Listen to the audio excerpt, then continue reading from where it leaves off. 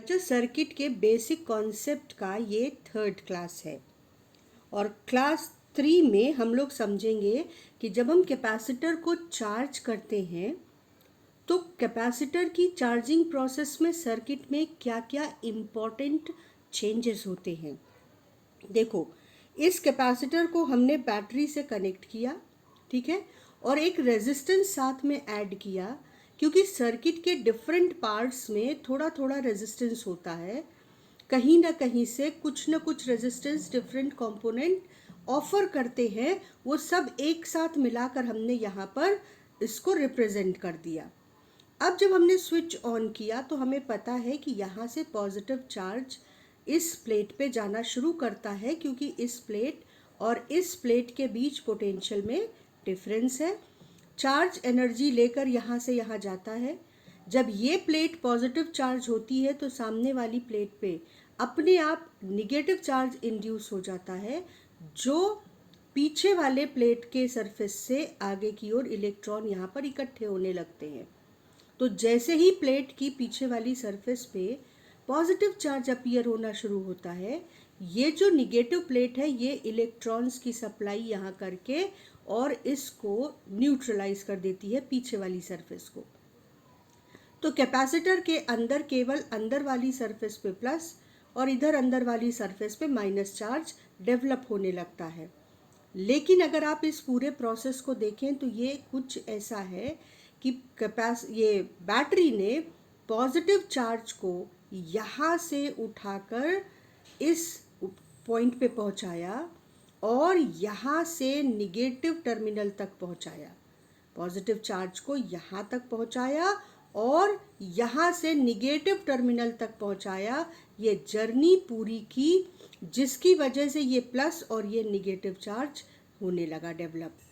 तो charging process को हम ऐसे लेते हैं कि बैटरी एक चार्ज को पूरा सर्किट घुमाकर यहाँ से यहाँ लाती है, यहाँ से स्टार्ट करके यहाँ लाती है, और इसमें जो वो काम करती है वो काम ही इस कैपेसिटर में एनर्जी के फॉर्म में स्टोर होता है, एनर्जी फील्ड में प्लेट्स के बीच में।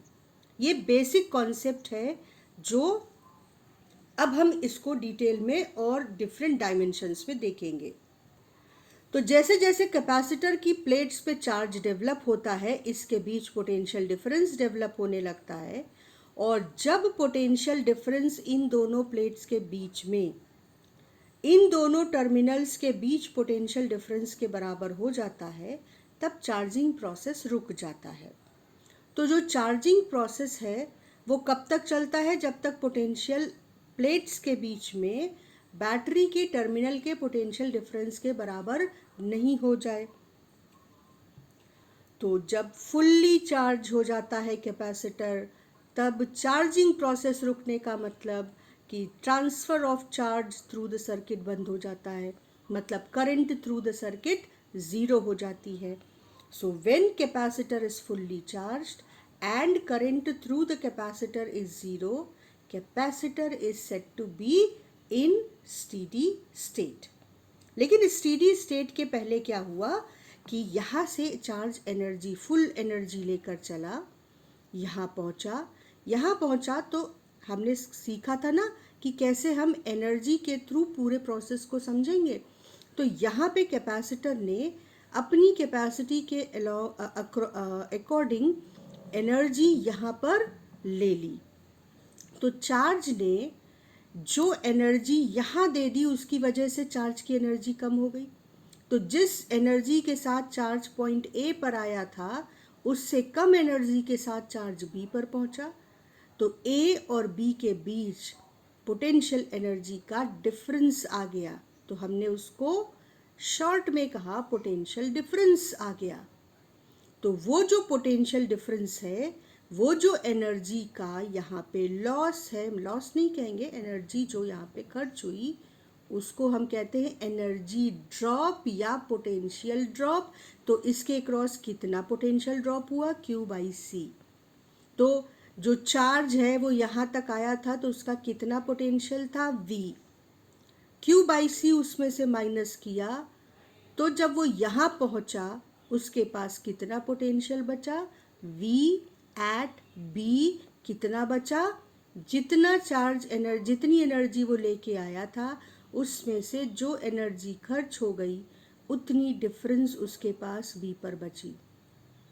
तो एनर्जी की जगह हम क्या कह रहे हैं, V पोटेंशियल में Q by C potential drop हुआ, तो B पर जो पोटेंशियल बचा वो V minus Q by C बचा। अब ये चार्ज आगे बढ़ा तो यहाँ पर फिर से उसे रेजिस्टेंस के अक्रॉस ऑब्स्ट्रक्शन के अगेंस्ट काम करके एनर्जी को हीट के फॉर्म में खोना पड़ा। वो जो एनर्जी थी वो इसके अक्रॉस एनर्जी ड्रॉप हुई, यानी इसके अक्रॉस पोटेंशियल ड्रॉप हुआ। पोटेंशियल ड्रॉप हुआ I इंटू आर। तो जब यहाँ से VB से IR माइनस कर देंगे तो इस पॉइंट का पोटेंशियल मिलेगा, यानी V of C is VB minus IR। तो अब इसको हम ध्यान से देखें तो VB की जगह ये लिखे तो V चार्ज के साथ, V पोटेंशियल के साथ यहाँ पे चार्ज पहुँचा, या यूँ कह लो कि फुल एनर्जी के साथ पहुँचा, उसमें से Q by C potential drop capacitor के अगेंस्ट हुआ, IR रेजिस्टेंस में हुआ, तो C का पोटेंशियल मिल गया V minus Q by C minus IR। लेकिन C तो निगेटिव टर्मिनल से कनेक्टेड है और उसको हम 0 वोल्ट ले रहे हैं और इसे हम V वोल्ट ले रहे हैं, तो V ऑफ C इज 0। इससे हमको एक इक्वेशन मिली और ये असल में हम यूज नहीं कर रहे हैं नाम, लेकिन हम Kirchhoff's second law of voltage वो यूज कर रहे हैं, पर हम इसको समझ रहे हैं बहुत बेसिक से, बिना एक बड़ा नाम और उसका डर बीच में लाए हुए।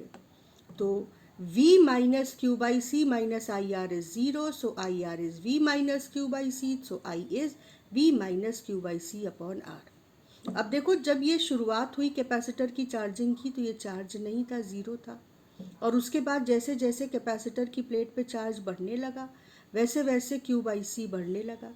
जब ये Q बाई C बढ़ते बढ़ते V के बराबर हो जाएगा तब तुम देखो कि करंट 0 हो जाएगा, और उसी को हम कहते हैं स्टेडी स्टेट ऑफ कैपेसिटर। तो ये इक्वेशंस और ये पॉइंट्स हम फटाफट नोट कर लेंगे। अब माइक्रो लेवल पर विजुलाइज करने के बाद हम चार्जिंग प्रोसेस को कैसे देख रहे हैं कि बैटरी ने चार्ज को इस पूरे पॉइंट पर, इस पूरे रास्ते पर ट्रांसफ़र किया, मूव कराया, और इस ड्यूरेशन में जो काम हुआ वो यहाँ स्टोर हुआ। तो actually charging process is that battery does work in transferring charge from point A two point C, और A से C की ड्यूरेशन रास्ते में वो कितने पोटेंशियल डिफरेंस से कितने पोटेंशियल डिफरेंस के पॉइंट, कितने पोटेंशियल से कितने पोटेंशियल के पॉइंट के बीच चार्ज को मूव कराता है, V पोटेंशियल से 0 पोटेंशियल, यानी बैटरी ने चार्ज को V माइनस 0 पोटेंशियल डिफरेंस के 2 पॉइंट के बीच चार्ज को मूव कराया। तो बैटरी ने कितना काम किया, जो चार्ज मूव कराया इनटू पोटेंशियल डिफरेंस। तो अगर कैपेसिटर पर Q चार्ज स्टोर हुआ है तो Q charge into potential difference between those 2 points जिनके बीच बैटरी ने चार्ज को मूव कराया था, यानी Q इंटू V, Q की जगह CV रख दे तो CV square is work done by the battery. अब हम लोगों ने पिछले क्लासेस में देखा था कि बैटरी के प्लेट्स के बीच में जो एनर्जी स्टोर होती है वो तो हाफ CV स्क्वायर होती है, लेकिन बैटरी ने तो टोटल काम CV स्क्वायर किया, तो बाकी पार्ट एनर्जी का कहाँ गया जो बैटरी ने खर्च किया, वो पार्ट उस रेजिस्टेंस के क्रॉस खर्च हुआ जो सर्किट के डिफरेंट कंपोनेंट्स के बीच थोड़ा थोड़ा होता ही है। इवन कॉपर वायर भी परफेक्टली रेजिस्टेंस फ्री नहीं होता, उसका भी अपना एक छोटा रेजिस्टेंस होता है। तो उन रेजिस्टेंसेस के अगेंस्ट जो बैटरी की एनर्जी का लॉस हुआ वो कितना हुआ, बैटरी ने जितना काम किया माइनस कैपेसिटर में जितना एनर्जी स्टोर हुई। ये डिफरेंस ही एनर्जी लॉस है जो हीट के फॉर्म में गया। तो ये कैलकुलेट करना एक इम्पॉर्टेंट क्वेश्चन है डिफरेंट एग्जाम्स में, और इसके लिए कोई फॉर्मूला रटने की बजाय हम अगर बात समझ लें तो हमको किसी फॉर्मूले को रटने की ज़रूरत नहीं पड़ेगी। बैटरी ने काम किया इतना, कैपेसिटर ने स्टोर किया इतना, डिफरेंस यही तो हीट लॉस हुआ, काम खत्म। किस फॉर्मूले को याद करने की कोई ज़रूरत नहीं है। अच्छा, इस पॉइंट को फाइनली हम कंक्लूड कर लेंगे कि energy lost CV² is lost in the form of heat while charge is moving through circuit। ठीक, अब इस पर एक क्वेश्चन न्यूटन फिजिक्स से उठा रहे हैं। ये क्वेश्चंस बहुत पॉपुलर सवाल है सारे एग्जाम्स के लिए। चलो ध्यान से पढ़ते हैं। 4 microfarad capacitor is charged bye 200 volt supply, then it is disconnected from the supply and is connected to another uncharged capacitor of 2 microfarad capacitance। तो उन्होंने पूछा कि अब हीट लॉस कितना होगा, लेकिन असल में हम इस पूरे प्रोसेस में क्या क्या हुआ वो सब समझेंगे। ये कैपेसिटर बैटरी से कनेक्ट किया गया जो 200 वोल्ट के सप्लाई बैटरी थी। अब 200 वोल्ट की सप्लाई बैटरी से जब इसे तुमने कनेक्ट किया तो ये कैपेसिटर कितने वोल्टेज तक चार्ज होगा, जितने वोल्टेज तक बैटरी का ईएमएफ है, यानी 200 वोल्ट।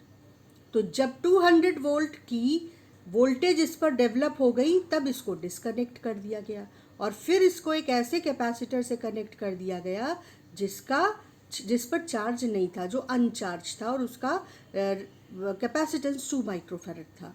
तो सबसे पहला काम क्या होगा कि ये कैपेसिटर चार्ज्ड है। अब जब ये इस सर्किट में कनेक्ट किया गया तो ये बिल्कुल वैसे एक्ट करेगा जैसे कि बैटरी एक्ट करती है। ये इस कैपेसिटर को चार्ज करने लगेगा। और ये कब तक चार्ज करेगा? जैसे जैसे इस कैपेसिटर की प्लेट्स पे चार्ज आएगा पोटेंशियल डिफरेंस डेवलप होगा। इसका पोटेंशियल डिफरेंस घट रहा होगा क्योंकि ये चार्ज दे रहा है, और इसका पोटेंशियल डिफरेंस बढ़ रहा होगा क्योंकि इसकी प्लेट पे चार्ज बढ़ रहा है। एक टाइम ऐसा आएगा कि इसकी प्लेट के अक्रॉस पोटेंशियल डिफरेंस और इसकी प्लेट के अक्रॉस पोटेंशियल डिफरेंस इक्वल हो जाएगा। तब ये जो चार्जिंग का प्रोसेस है ये रुक जाएगा और इक्विलिब्रियम सर्किट में इस्टेब्लिश हो जाएगा। मान लो कि वो जो कॉमन पोटेंशियल था वो V था। तो दो कैपेसिटर के केस में एक बड़ा अच्छा शॉर्टकट है, बड़ा लॉजिकल है, स्मार्ट मेथड, वो हम पहले दो कैपेसिटर का केस है तो वही समझते हैं। मान लो कि इनका कॉमन जो वोल्टेज आया वो V वोल्ट आया। ठीक, तो बिफोर वी प्रोसीड हम पहले देख लें कि 200 वोल्ट तक 4 माइक्रोफैरड जब चार्ज हुआ तो उस पर कितना चार्ज प्लेट्स पे आया, C इंटू वी। तो 200 वोल्ट की पोटेंशियल डिफरेंस और 4 माइक्रोफैरड का कैपेसिटेंस, तो 800 माइक्रोकूलम इस पे चार्ज था जब इसको इससे कनेक्ट किया गया। ठीक, अब टोटल चार्ज इस सिस्टम का सेम रहेगा क्योंकि चार्ज यहाँ से यहाँ जाएगा, लेकिन चार्ज ये दोनों के प्लेट से कूद कर कहीं बाहर तो जा नहीं सकता, तो चार्ज का रीडिस्ट्रीब्यूशन हुआ, लेकिन टोटल चार्ज तो दोनों का इक्वल रहेगा ना फाइनली भी। जो इनिशियल चार्ज 800 माइक्रोकूलम है, रीडिस्ट्रीब्यूशन होने के बाद भी टोटल चार्ज 800 माइक्रोकूलम ही रहेगा दोनों कैपेसिटर का मिलाकर। अब ये बहुत बड़ी क्लू है हमारे लिए। हम एक दूसरा सर्किट बनाएंगे जिसमें हम ये नया डेटा लेबल कर देंगे। हमेशा दूसरा सर्किट बनाओ जिससे कंफ्यूजन भी नहीं होगा। ये दोनों 2 माइक्रोफैरड 4 माइक्रोफैरड दोनों की वोल्टेज अब सेम आ गई V वोल्ट, और दोनों के ऊपर जो टोटल चार्ज था Q1 प्लस Q2 वो मिलकर उतना ही रहा जितना कि इनिशियली इस पर चार्ज था। तो C1 और potential V plus C2 potential V is equal to 800। C1 C2 की वैल्यू रखकर हमने कॉमन पोटेंशियल निकाल लिया।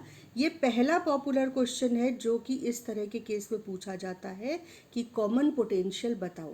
तो कॉमन पोटेंशियल अगर 2 कैपेसिटर्स का क्वेश्चन है तो ये 3 लाइन में सॉल्व होने वाला स्मार्ट मेथड। ठीक, कॉमन पोटेंशियल आ गया 800/6 या 400/3 वोल्ट्स। अब दूसरी इसका आगे डिस्कशन सुनो। जब इसका पोटेंशियल 200/3 हो गया और इसका कैपेसिटेंस 4 है, तो अब फाइनली चार्ज का रिडिस्ट्रीब्यूशन के बाद इस पर चार्ज कितना हो जाएगा? C1 पर फाइनली चार्ज हो जाएगा C इंटू नया पोटेंशियल V, यानी 1600/3 माइक्रोकूलम। ठीक, ये दूसरा क्वेश्चन जो पॉसिबल है इससे। इसी तरह से इस वाले पर कितना चार्ज हो जाएगा फाइनली रिडिस्ट्रीब्यूशन के बाद? इसने चार्जिंग के बाद इतना चार्ज एक्वायर किया C into V common potential, यानी 800/3। और अगर तुम ऐड करो तो ये 800 माइक्रोकूलम आ जाएगा। मतलब हमारा कैलकुलेशन बिल्कुल सही चल रहा है। अब आ जाओ क्वेश्चन के उस स्पेसिफिक पॉइंट पर जो क्वेश्चन था एक्चुअली, एनर्जी लॉस। तो एनर्जी लॉस कितना होगा तुम सोचो। जब इस बैटरी को, इस कैपेसिटर को आपने चार्ज करके सर्किट में कनेक्ट किया था तो इसके पास एनर्जी थी। जब इसने इसको चार्ज किया तो अब दोनों के पास एनर्जी हो गई। इनिशियल एनर्जी ही तो बटी ना, तो इनिशियल एनर्जी और जब रीडिस्ट्रीब्यूशन ऑफ चार्ज हो गया तो फाइनल एनर्जी अगर सेम नहीं है तो इसका मतलब कि एनर्जी डिफरेंस गायब हुआ, और वो एनर्जी डिफरेंस ही हीट लॉस है। मतलब आप प्रोसेस से पहले एनर्जी कैलकुलेट कर लो, प्रोसेस के बाद टोटल एनर्जी कैलकुलेट कर लो और डिफरेंस निकाल दो, वही आंसर हो जाएगा। तो ये प्रोसेस हम फटाफट कंप्लीट कर लेते हैं। इनिशियली जो 4 माइक्रोफैरड था उसके पास पोटेंशियल डिफरेंस 200 था, तो इनिशियली जो टोटल एनर्जी के साथ वो सर्किट में जुड़ा वो था ½ CV², यानी 0.08 जूल्स। फाइनली दोनों के पास एनर्जी आ गई, इसके पास ½ C1 कॉमन पोटेंशियल V² और दूसरे वाले के पास ½ C2 common potential square. Values substitute कर दी और कैलकुलेशन किया। कैलकुलेशन करने पर एनर्जी जो फाइनली सिस्टम में है वो आई 0.053 जूल्स। तो जब कैपेसिटर ने सर्किट में एंट्री की थी तो उसके पास एनर्जी थी 0.08 और अब है लगभग 0.05, यानी फाइनल एनर्जी कम हो गई। तो जो चार्जिंग के प्रोसेस में चार्ज के फ्लो करने के ड्यूरेशन में रेजिस्टेंस के अक्रॉस काम करना पड़ा कैपेसिटर को, वही एनर्जी लॉस है हीट के फॉर्म में। तो simply initial minus final energy कर लीजिए और जूल्स में एनर्जी लाने के लिए यहाँ पर हमको जो माइक्रोफैरड था उसको फैरड में बदलना पड़ा, ये हमको ध्यान रखना होगा। तो हमारा आंसर आ गया 2.7 इंटू 10⁻⁻² जूल। इतनी एनर्जी इस प्रोसेस में हीट के फॉर्म में खर्च हो गई। ये काफ़ी पॉपुलर फेमस क्वेश्चन है और इसको तरह तरह से डिफरेंट कॉम्बिनेशन में पूछा जाता है। अगर ये बेसिक सवाल जो शुरुआत का था वो हमें समझ आ गया तो हम बाकी क्वेश्चंस को भी सक्सेसफुली अटेम्प्ट कर पाएंगे।